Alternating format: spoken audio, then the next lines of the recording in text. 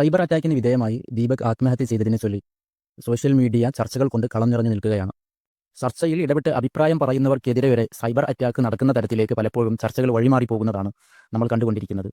ഈ വിഷയത്തിലേറെ ജനശ്രദ്ധ നേടിയ ചർച്ചയിൽ അഭിപ്രായ പ്രകടനങ്ങളിൽ ഒന്നായിരുന്നു 24-ൽ നടന്ന തമ്മിൽ എന്ന് നടന്ന ഡിബേറ്റ്. ഏകദേശം എപ്പോഴും ചർച്ച സ്ത്രീ പുരുഷ വിദ്വേഷം വമിക്കുന്ന രീതിയിലേക്ക് വഴിമാറിപ്പോയി എങ്കിലും അനിവാര്യമായ ചില നിർദ്ദേശങ്ങൾ തമ്മിൽ നടത്തിയ ചർച്ച മുന്നോട്ട് വെക്കുന്നുണ്ട്.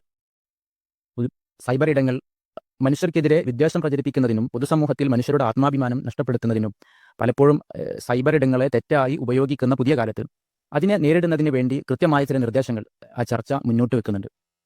അതിലൊന്ന് പുരുഷ കമ്മീഷൻ കൊണ്ടുവരിക എന്നുള്ളതായിരുന്നു രാഹുൽ ഈശ്വർ മുന്നോട്ട് വെച്ച പ്രധാന നിർദ്ദേശങ്ങളിലൊന്ന്. അദ്ദേഹം അപ്പോൾ മാത്രമല്ല പലപ്പോഴായി ഈ നിർദ്ദേശം പുതിയ സാഹചര്യത്തിൽ നിരന്തരമായി വ്യാജ പരാതികൾ കൊണ്ടും ലൈംഗിക ആരോപണങ്ങൾ കൊണ്ടും അനാവശ്യമായി പൊതു ഇടത്തിൽ പുരുഷന്മാർ തങ്ങളുടെ ആത്മാഭിമാനം നഷ്ടപ്പെടുന്ന തരത്തിലേക്ക് പലപ്പോഴും വിഷയങ്ങൾ സാഹചര്യങ്ങൾ വഴിമാറി പോകുന്ന ഒരു തലത്തിൽ പുരുഷ കമ്മീഷനും പുരുഷന്മാരുടെ അവകാശങ്ങളും സംരക്ഷിക്കുന്നതിന് വേണ്ടി പുരുഷ കമ്മീഷൻ അനിവാര്യമായി വരുന്നുണ്ട് എന്നുള്ളൊരു നിർദ്ദേശം രാഹുൽ ഈശ്വർ ആ ചർച്ചയിൽ മുന്നോട്ട് വയ്ക്കുന്നുണ്ട്. മറ്റൊന്ന്, സൈബർ ഇടങ്ങളെ സ്ത്രീകൾക്കെതിരെ നടക്കുന്ന ലൈംഗിക അതിക്രമങ്ങളും അതുപോലുള്ള അക്രമങ്ങളും പൊതു ഇടത്തിൽ സ്ത്രീകൾക്ക് നേരിടേണ്ടി വരുന്നതിനെ സൈബർ ഇടങ്ങളിൽ പൊതു ഇടങ്ങളിൽ വീഡിയോ പ്രചരിപ്പിച്ച് പല സ്ത്രീകൾക്കും പ്രതികരിക്കേണ്ടി വരുന്നത് സ്ത്രീകൾക്ക് വേണ്ട രീതിയിലുള്ള നീതി ലഭിക്കാതെ പോകുന്നു എന്നുള്ളത് കൊണ്ടാണ്. അതുകൊണ്ട് തന്നെ സ്ത്രീകൾക്ക് ലഭിക്കേണ്ട സുരക്ഷയിൽ നീതിപീഠം കാര്യക്ഷമമായി ഇടപെടേണ്ടതുണ്ട്. അങ്ങനെ കൃത്യമായി നീതിപീഠം നിയമപാലകരും സ്ത്രീ സുരക്ഷാ വിഷയത്തിൽ കൃത്യമായി ഇടപെട്ട് കഴിഞ്ഞാൽ ഇത്തരം സൈബർ ഇടങ്ങളെ സ്ത്രീകൾക്ക് ആയുധമാക്കി ഉപയോഗിക്കേണ്ടി വരുന്ന സാഹചര്യം ഉണ്ടാകില്ല എന്നുള്ള ഒരു നിർദ്ദേശം കൂടി ഈ ചർച്ച മുന്നോട്ട് വയ്ക്കുന്നുണ്ട്. മറ്റൊന്ന്, ക്യാമറ കാര്യക്ഷമമാക്കുക. CCTV ക്യാമറകൾ ഇപ്പോൾ ഈ ദീപക് മരിക്കാനുണ്ടായ സംഭവ വികാസങ്ങൾ നടന്ന ബസ്സിൽ ദൃശ്യങ്ങൾ കൃത്യമായി ലഭ്യമാകുന്നില്ല എന്നുള്ളതാണ് നമ്മൾ മനസ്സിലാക്കുന്നത്.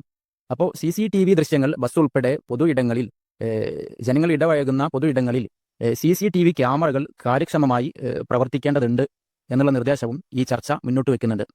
മറ്റൊന്ന്, പലപ്പോഴും നമ്മുടെ ചർച്ചകൾ സ്ത്രീ പുരുഷൻ എന്നീ നിലയിൽ ഡൈവേർട്ട് ചെയ്ത് പോകുന്ന സാഹചര്യം പലപ്പോഴും നമ്മൾ കാണുന്നുണ്ട്. ആ ചർച്ചയിൽ തന്നെ പുരുഷ കമ്മീഷൻ വേണമെന്ന് രാഹുൽ ഈശ്വർ അഭിപ്രായപ്പെടുമ്പോൾ അതിനോട് മൗനം കൊണ്ടെങ്കിലും ഒന്ന് അംഗീകരിക്കാൻ ഈ ഫെമിനിസ്റ്റുകൾ എന്ന് പറയുന്നവർക്ക് സാധ്യമാകുന്നില്ല എന്നുള്ളത് നമ്മൾ കാണേണ്ടതുണ്ട്. ഈ ഫെമിനിസത്തിന് വേണ്ടി സ്ത്രീകൾക്ക് വേണ്ടി വാദിക്കുമ്പോഴും പുരുഷ കമ്മീഷനെ എതിർക്കേണ്ട സാഹചര്യം യഥാർത്ഥത്തിൽ ഈ ഫെമിനിസ്റ്റുകൾക്ക് ഇല്ലല്ലോ. എങ്കിൽ അതിനെപ്പോലും അംഗീകരിക്കാത്ത തരത്തിലേക്ക് മനസ്സിൽ പുരുഷ വിദ്വേഷം കടന്നുകൂടുന്ന ഒരു തരത്തിലേക്ക് പലപ്പോഴും ഈ ഫെമിനിസ്റ്റ് വാദികളിൽ നമ്മൾ കണ്ടുവരുന്നുണ്ട്. അതോടൊപ്പം തന്നെ ഈ പുരുഷവാദം അതുപോലെ സ്ത്രീവാദം എന്നുള്ള രണ്ട് തട്ടിൽ നിന്നുകൊണ്ടുള്ള വാദം സമൂഹത്തിന് ഗുണം ചെയ്യില്ല. സ്ത്രീകളും പുരുഷന്മാരും പരസ്പരം സഹകരിക്കേണ്ട ഇടത്തിൽ സഹകരിച്ചും ഒത്തൊരുമിച്ചും മാത്രമേ ഒരു സമൂഹത്തെ മുന്നോട്ട് നയിക്കാൻ സാധിക്കുകയുള്ളൂ. അതുകൊണ്ട് സ്ത്രീ പുരുഷൻ എന്നീ ഡൈവേഷൻ നടക്കാതെ രണ്ടും യോജിപ്പിച്ചു പോകുന്ന, പരസ്പരം മത്സരങ്ങളിൽ ഏർപ്പെടാതെ, പരസ്പരം അക്രമങ്ങളിൽ ഏർപ്പെടാതെ, പരസ്പരം വിദ്വേഷങ്ങളിൽ ഏർപ്പെടാതെ സ്ത്രീക്കും പുരുഷനും അങ്ങോട്ടും ഇങ്ങോട്ടും ഉൾക്കൊണ്ടുകൊണ്ട് ജീവിക്കുന്ന ഒരു ജീവിത സാഹചര്യം നമ്മുടെ സമൂഹത്തിൽ വളർന്നു വരേണ്ടതുണ്ട് എന്നുകൂടി ചർച്ച മുന്നോട്ട് വെക്കുന്നുണ്ട്. സൈബർ ഇടങ്ങളെ നമുക്കെതിരെയുള്ള ഉണ്ടാകുന്ന അബ്യൂസുകളെ, നമുക്കെതിരെ ഉണ്ടാകുന്ന അതിക്രമങ്ങളെ നമുക്ക് വീഡിയോ എടുക്കാം.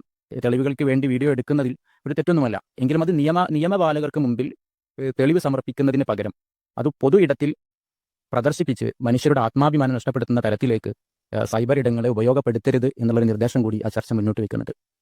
മറ്റൊരു പ്രധാന വിഷയം മുന്നോട്ട് വെക്കുന്നത്, ഒരു വ്യക്തിക്കെതിരെ, ഒരു പുരുഷനെതിരെ ലൈംഗിക ആരോപണങ്ങൾ ഉന്നയിക്കുമ്പോൾ ആ ആരോപണം തെളിയിക്കപ്പെടുന്ന സമയം വരെ ആരോപിക്കപ്പെടുന്ന വ്യക്തിയെ പൊതുസമൂഹത്തിൽ പ്രദർശിപ്പിക്കുന്ന സാഹചര്യം ഒരിക്കലും ഉണ്ടാവരുത്.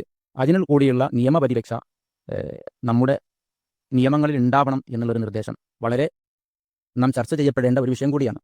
പലപ്പോഴും വരുന്ന ലൈംഗിക ആരോപണങ്ങൾ, വ്യാജ ലൈംഗിക ആരോപണങ്ങൾ, അത് വ്യാജ ആരോപണമാണ് എന്ന് തെളിയിക്കുമ്പോഴേക്ക് ആ വ്യക്തിയുടെയും കുടുംബത്തിൻ്റെയും ആത്മാഭിമാനം നഷ്ടപ്പെടുന്ന തരത്തിലേക്ക് ആ വിഷയം കടന്നുപോയിട്ടുണ്ടാകും. അതിനുശേഷമായിരിക്കും ഒരു പക്ഷേ ഇത് വ്യാജ ആരോപണമാണ് എന്ന് തെളിയിക്കുക. അപ്പോൾ ആ വ്യക്തിയുടെ ആത്മാഭിമാനം നഷ്ടപ്പെടുന്ന ഒരു സാഹചര്യം ഉണ്ടായിട്ടുണ്ടാകും.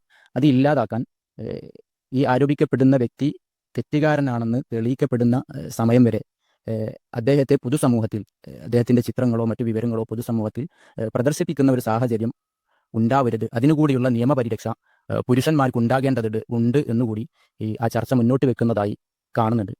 ഇങ്ങനെ വ്യത്യസ്ത അഭിപ്രായങ്ങളും നിർദ്ദേശങ്ങളും ഈ ദീപകിൻ്റെ വിഷയത്തെ ചൊല്ലി അതിനുശേഷമുള്ള ചർച്ചകൾ സോഷ്യൽ മീഡിയ, മറ്റു മാധ്യമങ്ങൾ മുന്നോട്ട് വയ്ക്കുന്നുണ്ട്. അതിൻ്റെ ഇടയിൽ കൂടി വ്യക്തിഹത്യകൾക്കും മറ്റു സൈബർ അറ്റാക്കുകളും ഇതിൻ്റെ ഭാഗമായി കൂടി നടക്കാൻ പാടില്ലാത്തതും നടക്കുന്നുണ്ട്. ഏതായാലും ഇത്തരം ചർച്ചകൾ സമൂഹത്തിൽ ഇനിയും ഉയർന്നു വരട്ടെ. അനിവാര്യമായ ന്യായമെന്ന് തോന്നുന്ന അഭിപ്രായങ്ങളെ പരിഗണിച്ചും അത് നമ്മുടെ നിയമ സംവിധാനത്തിൽ കൊണ്ടുവന്നും കാര്യക്ഷമമായ ഒരു സമൂഹത്തെ വളർത്തിയെടുക്കാൻ നമുക്ക് സാധിക്കട്ടെ എന്ന് അഭിപ്രായപ്പെട്ടുകൊണ്ട് നിർത്തുന്നു.